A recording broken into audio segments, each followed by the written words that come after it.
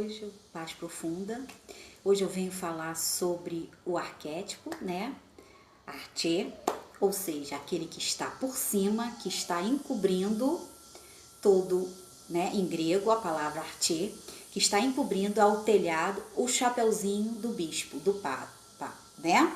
Porque archê significa bispo. Então, arquétipos é o inconsciente, ou seja, aquilo que nós colocamos numa linguagem, no mundo, trazida do inconsciente, trazida da nossa percepção, do nosso sentir, do nosso intuir, do nosso perceber e do nosso pensar, tá bom? Então, o arquétipo, ele simboliza o que está emaranhado na nossa teia mental e psíquica. Ele não é uma linguagem, como se diz, ele não é uma linguagem dita, né? Ele é uma linguagem sublimática.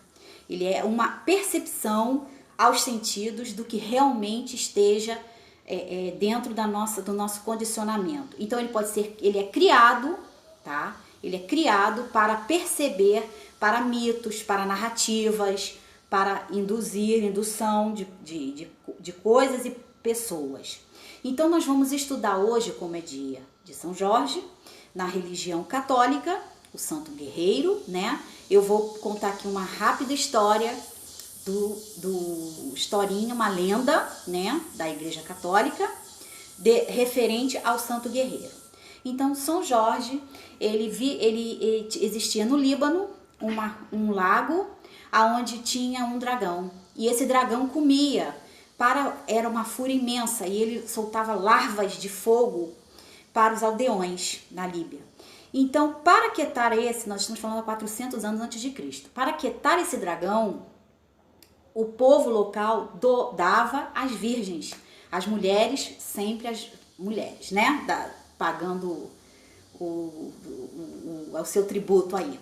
Então, para aquietar esse dragão, ele recebia essas virgens. Só que foram todas as jovens da aldeia foram devoradas por ele. Então ele pegou essas virgens e colocou, chegou a hora da princesa, né? Da virgem princesa. Então, antes dela ser desposada, dela ser devorada por o dragão, que se levantava faminto, né? Contra a população, ela simplesmente pegou e veio ao longo da Capadócia um homem, um cavaleiro branco, né, no seu cavalo, no cavalo branco, lutou contra esse dragão com a sua espada e com a sua lança, perfurando o dragão e salvando a virgem. O arquétipo está aí, ou seja, a Igreja Católica tem outro conto também, que vai do padre, né, no Giuseppe, na liturgia, que Tarciano, imperador romano, né, vitimou um cristão, tá? Porque devido à sua fé, e ele era São Jorge, ele era Jorge, e ele abdicou de sua herança, esse nobre abdicando de sua herança para poder se transformar no mártir, se transformando com isso no mártir. A fé desse nobre era tanta que ele largou todo a sua nobreza e o seu título e foi viver como um discípulo e servo de Jesus, de Cristo, né? Nós estamos falando depois do cristianismo. Então, depois da era cristã, da era cristã.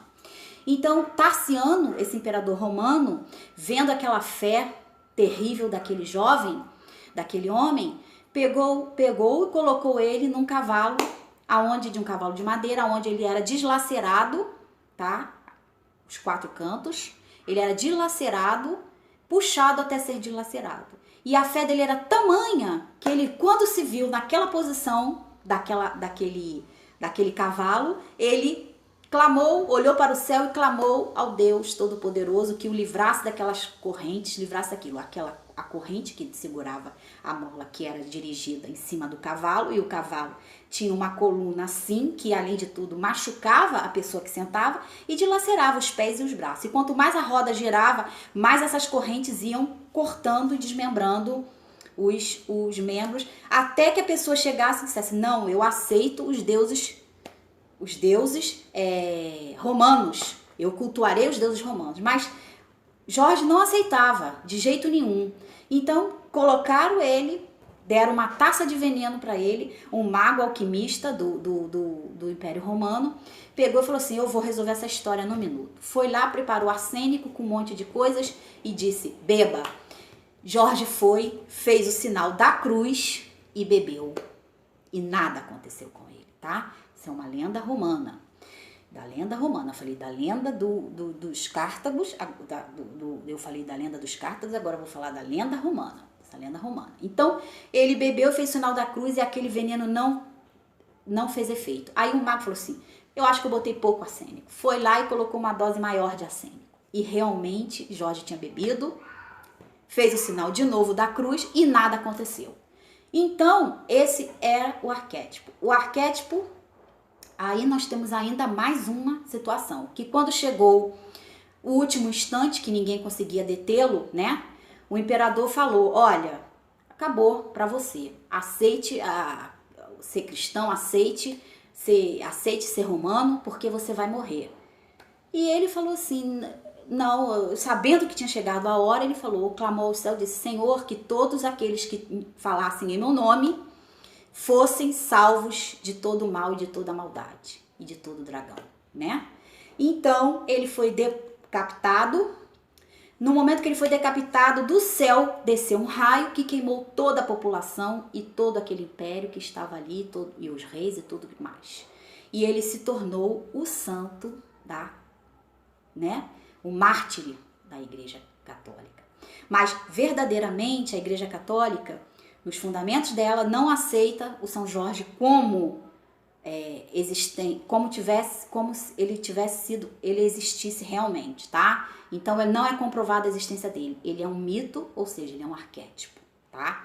Então, o arquétipo da cabeça, tá? Jorge é a cabeça, é o que vai na frente, é o guerreiro, é o lutador, é o que levanta a bandeira, tá? É o que está diante do fogo, é o que luta até o fim por suas crenças. Então, esse é o arquétipo do homem, do cavaleiro. Esse é o arquétipo do príncipe, tá, gente? Então, quando a pessoa, a mente humana, principalmente, isso foi incutido dentro do sincretismo humano, né, do sincretismo, que todos nós, todas as mulheres deveriam esperar o seu príncipe encantado, que nas suas totais debilidades, né, as donzelas, e das suas dificuldades, e aonde seriam postas em situações do dragão, ou seja, aquele que mata pelo bafo, pelo hálito, pelo fogo, seria salva. Então, automaticamente a mulher teria que ser salva. A mulher fica na postura de ser salva, tá? A mulher fica na posição de receptação, tá? Então isso é um arquétipo, é o arquétipo da princesa. Nós temos um arquétipo aí, que é o arquétipo da princesa. É aquela que espera dentro da Igreja Católica, tá? É aquela que espera virginalmente o seu príncipe encantado. O dragão seria o quê? O dragão é as paixões, as debilidades do mundo, as necessidades físicas, a necessidade do fogo. O fogo é o horizontal, ou seja, o fogo é a chama, é o pilar, tá? É o que incendeia, é aquilo que nós não conseguimos controlar, porque ele tem o propósito de se expandir. Então o fogo ele se expande, mas sempre para o alto, tá? Então seria a chama que vem do alto, a força que vem do alto, tá? E voltado para esse sincretismo da donzela, seria a espera. Seria que todas as mulheres deveriam esperar o seu príncipe encantado, tá? Quando, na verdade, isso criou um grande problema mítico e arquetípico, né?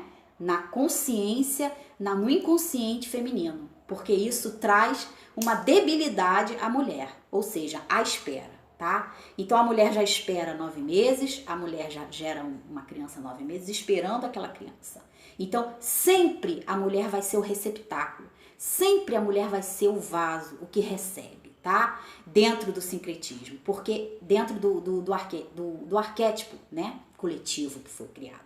Então Jung, ele criou esse arquétipo coletivo, esse arquetipia coletivo, do coletivo das pessoas, o que está no alto, o que está em cima, a casa, tá? O alicerce, ou seja, aquilo que não tem jeito. Então, quando a gente bate diante de uma situação combativa, né? Nós estamos falando de um santo guerreiro, então nós estamos falando de um combate. Dessa ideia e dessa formação, ela é dificilmente são dogmas, né, que teriam que ser trabalhados a nível psicológico do inconsciente. Porque se nós temos arquétipo, nós temos um inconsciente coletivo, tá? E esse inconsciente coletivo, ele vai prevalecer a vida toda. Independente da raça, credo, cor, religião, ele vai prevalecer. É onde está o genoma humano, é onde está a célula do seu inconsciente. Eu estou falando para o povo católico, da religião católica, mas nós temos o outro lado, que é a religião africana, que são os dogmas africanos, onde São Jorge é representado como um Nkosi, Ogum, tá, gente? E é representado no jogo de Odu, ele é um Odu. Um Odu seria o quê? Agora voltando para o lado africano, é a força da natureza, que aí eu vou falar de outra maneira, de outro vídeo, tá? Hoje eu só vou falar do arquetípico da Igreja Católica, porque é o condicionamento em que as pessoas estão vendo. Então, mais ou menos é isso, tá? O condicionamento, a genética, ela é fundamental no corpo da pessoa, logicamente, e na vivência ao longo da vida. Você pode ter várias experiências religiosas, mas todas essas experiências religiosas, elas só vão prevalecer dentro do seu geoma, dentro da sua genética, tá, gente? A genética vai prevalecer em todos os significados. Você pode cultuar qualquer força primitiva, africana, budista, mas tudo vai depender da sua genética, ou seja, do seu cosmos e da sua trigonometria, tá? Do seu lado genético, do seu código genético. É ali que vai prevalecer. É ali que você vai ter todas as informações para a sua psique, tá? E ninguém consegue vivenciar. Você pode ser ótimo oratório budista, você pode ser ótima pessoa, mas o que vai prevalecer é a sua genética. É aquilo que você trouxe do seu corpo, ou seja, o seu número de destino, o seu destino, a sua estrela.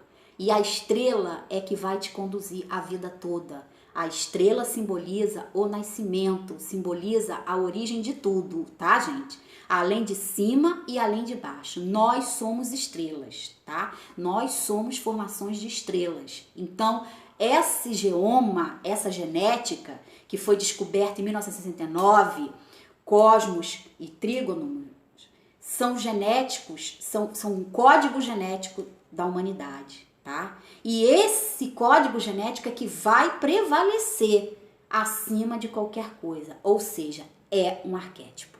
Por quê? Individual. Por isso que quando a gente trata uma pessoa a nível psicológico, nós temos que avaliar todos esses patamares de formação, nascimento, ordem genética, ordem psíquica, sonhos, fantasias, tudo isso é avaliado num todo.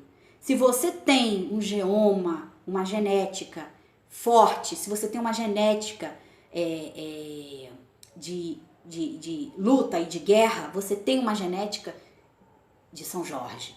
Você carrega, como os romanos, que carregam, apesar de terem lutado contra o santo, absolveram toda a armadura e todo o componente daquele santo, tá? Do santo católico. Então eles absolveram o arquétipo daquele santo, a arquetipia daquele santo, tá? Católico. Porque foi de frente aos costumes e mais tarde foram vencidos e dominados pela Igreja Católica, pelo cristianismo, tá? Agora, o cristianismo, ele é adverso à Igreja Católica, tá? Isso é outra história que nós vamos conversar.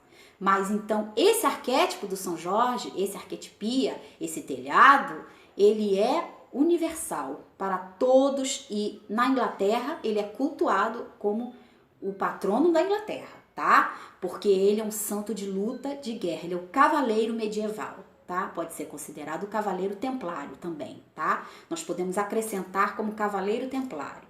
Na religião africana nós podemos classificar como Odu, tá? Eta Ogundá, que é 2, tá? Que ele cai 2 ou 7 dentro da numerologia africana. E isso pode ser visto no corpo humano da pessoa.